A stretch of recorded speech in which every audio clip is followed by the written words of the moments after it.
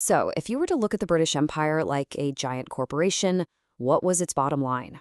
Was it this massive profit making machine that built a nation? Or was it actually a hugely expensive project, one that was carried by the many but really only benefited a few? This is one of the hottest debates in British history, and today we're going to break down the arguments. Right off the bat, there is no easy answer here. Historians are still fighting over this. Was the empire this grand national enterprise that made the whole country rich, or was it something else entirely? To really get to the bottom of it, we need to look at three very different takes on who actually paid the price and who cashed in. And really, the whole debate kind of boils down to this, doesn't it? Was the empire a national treasure, a source of power and prosperity for all of Britain, or was it a massive swindle, a system that was set up to make a tiny, wealthy elite even richer at everyone else's expense? Let's start by digging into that second idea. Okay, so our first perspective comes from the historian Niall Ferguson, and he takes a really skeptical view of the empire's economic benefits for the average person. He basically argues that if you actually crunch the numbers, the story isn't as simple as empire equals profit for everybody. This quote just cuts right to the chase. Ferguson's whole argument is that the imperial project was never for the man on the street. It was a high-stakes game, played by and for a very small circle of super powerful financiers.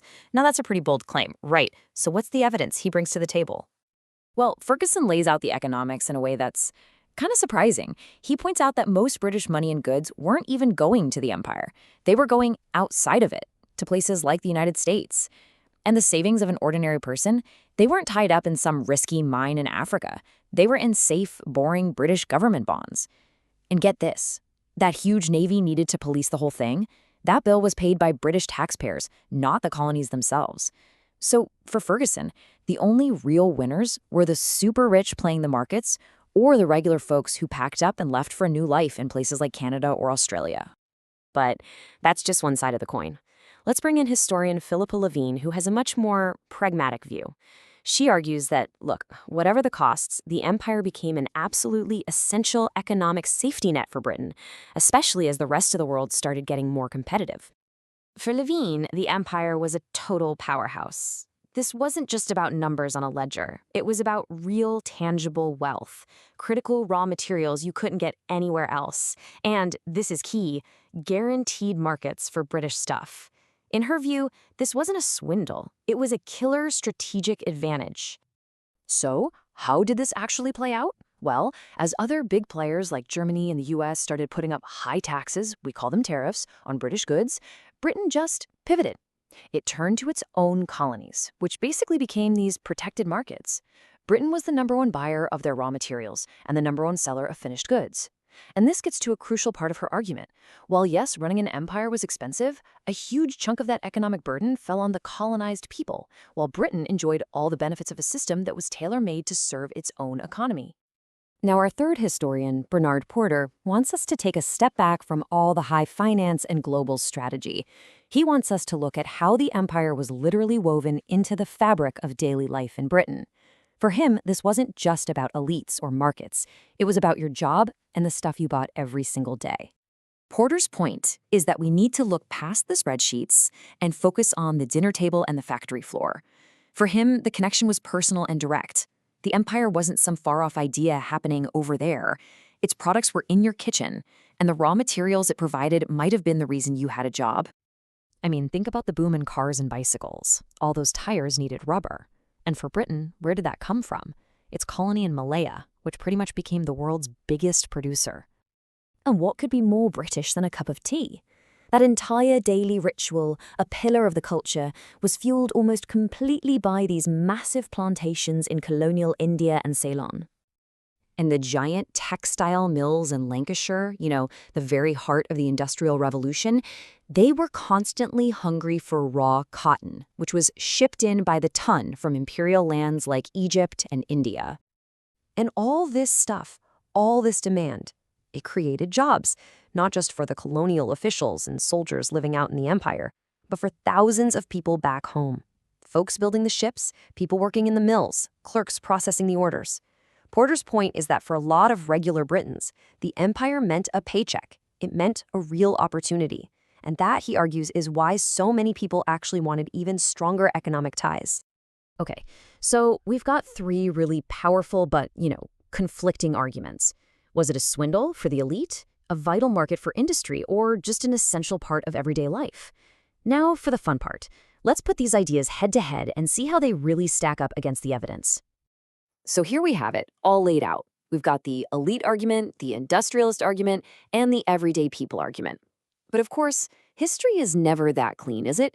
Each one of these pretty convincing viewpoints has a serious counterpoint. So let's poke a hole in Ferguson's argument first. He claims the masses didn't really benefit. But hang on, what about the thousands upon thousands of working-class people whose jobs in shipbuilding or the cotton mills depended directly on that imperial trade? Their paychecks were very, very real, which kind of complicates the whole idea that only a tiny elite benefited. Okay, now let's look at Levine's point that the empire was this huge asset. Well, the challenge here is that having a safe imperial market might have actually made British industry lazy.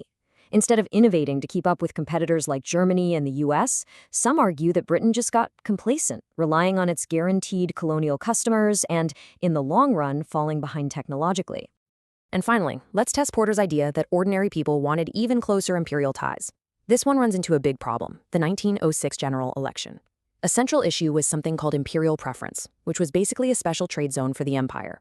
But the British public? They rejected it, overwhelmingly. Why? They were afraid it would make their food more expensive. So when it came down to a choice between imperial ideals and the price of a loaf of bread, their wallets did the talking. So after looking at all these arguments and counterarguments, where does that leave us? What's the final verdict on the empire's bottom line for Britain? So what is the verdict? Well, the truth is, there isn't one simple answer, because the empire wasn't one simple thing. Its economic impact was totally different depending on who you were and where you stood in society. I mean, think about it. The experience of the imperial economy was radically different for a banker in London watching his stocks soar versus a cotton worker in Lancashire terrified of losing her job. And it was different again for a taxpayer footing the bill for the Royal Navy. The empire could absolutely be a swindle for one person and a lifeline for another, all at the same time. The real truth lies in mixing these perspectives together. It was a system that benefited an elite, and it provided a captive market, and it was woven into daily life all at once. And that leaves us with one last big question. We can count the money, we can count the tons of tea and rubber, but how do you ever calculate the full human cost of a system like this? How do you measure the opportunities that were lost for colonized peoples, or the long-term price Britain paid for not modernizing? The true bottom line of an empire, it seems, is something that can never really be calculated. Thanks for joining this explainer.